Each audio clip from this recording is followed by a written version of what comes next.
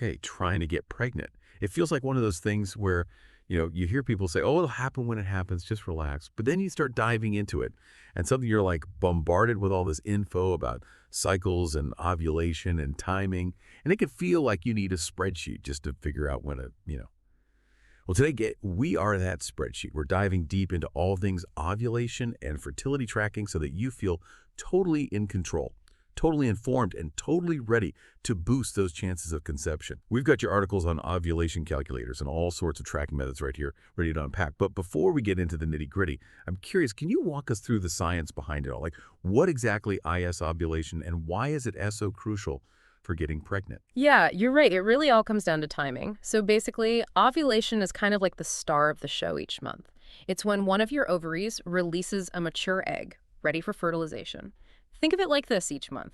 One of your two ovaries, which are responsible for producing eggs, releases a tiny egg from its little ovary nest. And here's the catch. That egg is only viable, meaning it can be fertilized, for about 12 to 24 hours. That's a pretty short window of time for it to meet up with sperm and create a fertilized egg. Wow. Okay, so it's a real race against time. I guess that's why they call it the fertile window, right? It's Yeah. not just one single day that matters. Exactly. So while sperm can actually survive inside the female body for up to 5 days, which kind of gives them a bit of a head start, the fertile window is really all about maximizing the chances of those sperm being ready and waiting when the egg makes its grand appearance. So we're talking about the day of ovulation itself, but also the few days leading up to it. That makes a lot of sense. Okay. Okay, so knowing when you ovulate is key. And speaking of which, you mentioned ovulation calculators earlier. Are those kind of like the secret weapon? They seem almost too good to be true. Like, I just put in some dates and boom, it tells me exactly when to, try for a baby. Well, they're definitely handy. I'll give them that. But they're not exactly, crystal balls or anything. They use some clever calculations based on your menstrual cycle, but it's still an estimate. So you usually input the first day of your last period, that's day one of your cycle, and the average length of your cycle, which most calculators, I think, default to 28 days. But, everybody's different. Okay, so let's say I do have a textbook 28-day cycle. Walk me through what happens when I put that into the calculator. Okay, so with a 28-day cycle, the calculator would estimate that you ovulate around day 14. Then, factoring in the lifespan of both the egg and sperm, it would likely pinpoint your fertile window as starting around day 9 and going through day 14. So it's using averages and a bit of educated guessing, you could say, to give a likely range. But it's not like it has some, X-ray vision into MY ovaries, right? Exactly. And that's why relying solely on a calculator can be a bit of a gamble. Every woman is different. Even if you're usually like clockwork, things can fluctuate. Stress, diet, exercise, they can all impact ovulation timing. I actually have a friend who put all her eggs in the ovulation calculator basket, so to speak, and was pretty devastated when it didn't happen right away. It's a good reminder that these calculators are a starting point, not a guarantee. So if the ovulation calculator is just the first step, how can we kind of fine-tune that prediction? Are there other methods we can use to become like ovulation detectives? Yeah, for sure. While calculators can be helpful for getting a general idea of that fertile window, our bodies actually give us a lot more information than we might realize. Okay, so we can put on our detective hats and look for clues. I like it. What kind of things should we be paying attention to? So one of the most reliable methods is tracking your basal body temperature, or BBT for short. It sounds kind of intimidating, but it's really just taking your temperature first thing every morning, before you even get out of bed, and writing it down. Okay, that doesn't sound too bad. Is there a catch? Because I feel like sometimes when something seems too easy. You're right, consistency is key with this one. You need to take your temperature at the same time each day, before any activity that could raise it, even slightly, But what's fascinating is that around ovulation, you'll see this very slight dip in your BBT, followed by a slight rise. And this pattern can really help you pinpoint when ovulation has actually occurred. So it's like confirming what the ovulation calculator estimated. Exactly. And speaking of, getting down to the nitty-gritty, there's another method you might find helpful: ovulation predictor kits, or OPKs. I've definitely heard of those, but I'll admit I'm a little fuzzy on what they actually do. They're pretty cool, actually. So OPKs basically measure the levels of a hormone called luteinizing hormone, or LH, in your urine. Okay. Remind me again, what's so special about LH? So right before you ovulate, your body releases the surge of LH. It's like the signal telling your ovary, all right, release the egg. Hmm. And these kits can detect that surge, which usually happens 24 to 36 hours before ovulation actually So occurs. it's like a little heads up that ovulation is imminent. I'm all about those early warning systems. Exactly. And your body actually provides one more natural clue, which is changes in your cervical mucus. Okay, I know this one can feel a little awkward to talk about, Yeah. maybe, but I'm all ears. What should we know about cervical mucus? Yeah, no, don't worry. It's totally normal. And actually, it's a really important indicator of fertility. So, in the days leading up to ovulation, you might notice that your cervical mucus becomes clearer, thinner, and more slippery, almost kind of resembling egg whites, actually. Wait, really? And that's a good thing. It is. That egg white-like consistency actually helps sperm swim more easily toward the egg. So, if you're tracking your mucus and you notice those changes, that's a great sign you're in that fertile window. Okay, I have to say, keeping track of all this, the temperature, the mucus, the ovulation predictor kits, it sounds a little intense. But I guess it's all in the name of becoming, like ovulation experts, right? It's definitely a commitment, but it doesn't have to feel overwhelming. Even choosing one or two methods that resonate with you can make a big difference. That's reassuring. Now, shifting gears a bit, because I know we can't ignore the elephant in the room here. Let's talk about lifestyle. Does what we eat, how we move, how stressed we are, does any of that actually affect our chances of conceiving? Absolutely. Fertility isn't just about pinpointing the right day of the month. Hmm. It's influenced by this whole host of factors. And those lifestyle choices you mentioned play a huge role. Okay, so where do we even begin? What are the big hitters when it comes to lifestyle and fertility? Well, like with most things health related, I think it starts with the fundamentals, diet and exercise. So basically the same advice you'd give for, like, overall well-being.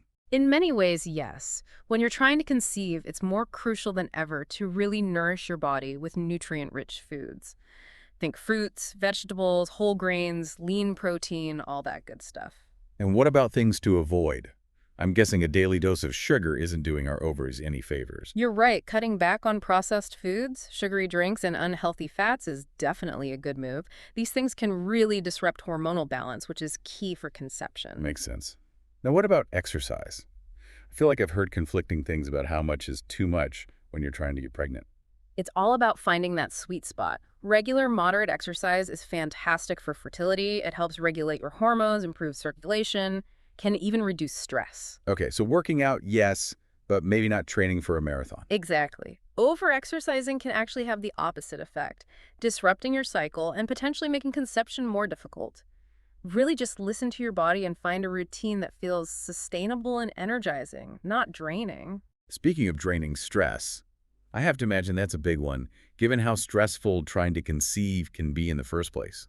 You're absolutely right. Stress can really throw your hormones out of whack, including those crucial for regulating your cycle. So it's like this cruel cycle, right? You're stressed about getting pregnant, which might make it harder to get pregnant. It's a really common struggle, and that's why I emphasize stress management techniques as much as I talk about tracking your cycles and all of that, whether it's yoga, meditation, spending time in nature, or anything else that brings you joy. Prioritizing stress reduction is key why.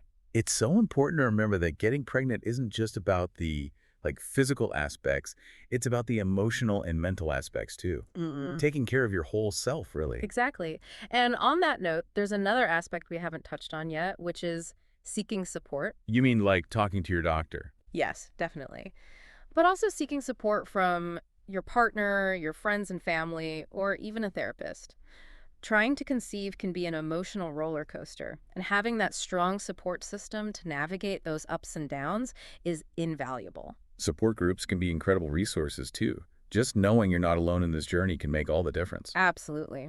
It's easy to feel isolated when you're going through this. But remember, there are people who understand and resources available to help. And on the topic of support, we often focus so much on the woman's experience. But your partner's health and well-being are equally important. Ah, right. We can't forget about the other half of the equation. What can our partners be doing to, prioritize their fertility? A lot of the same lifestyle factors we just discussed actually apply to sperm health as well. Diet, exercise, stress management, they all play a role. So guys, listen up. Those healthy habits we've been talking about, they're for you too. It's a team effort through and through.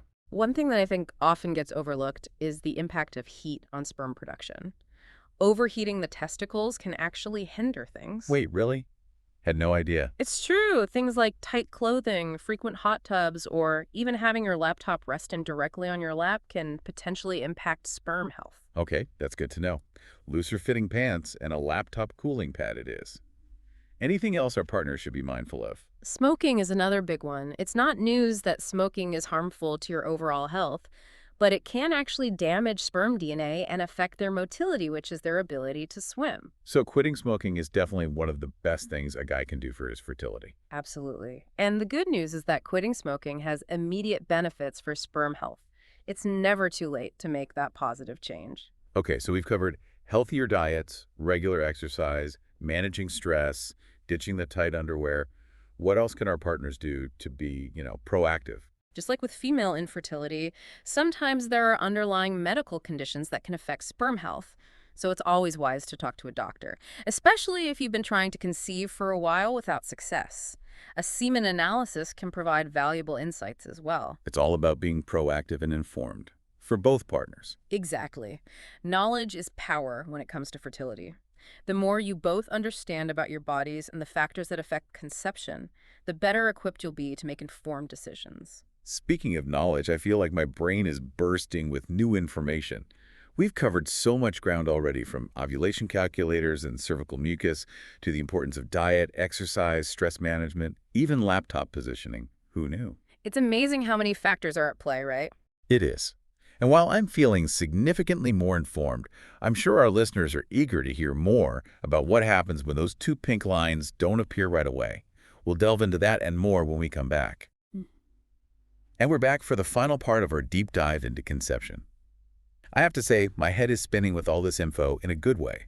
But before we go down another rabbit hole, I think we should probably address what happens when you've, done all the right things, and those two pink lines still don't show up.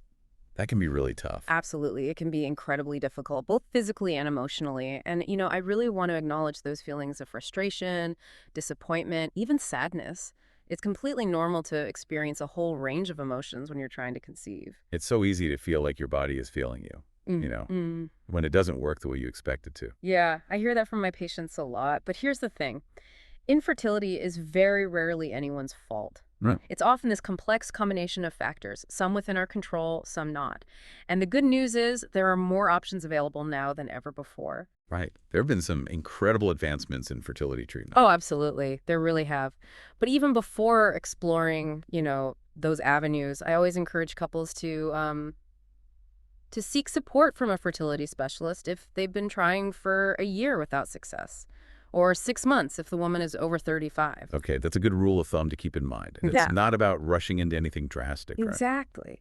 Sometimes just having a professional evaluate your individual situation, run some tests, offer personalized guidance, it can make all the difference. It's all about advocating for yourself and seeking the support you need, both from, healthcare professionals and your own personal support network, too.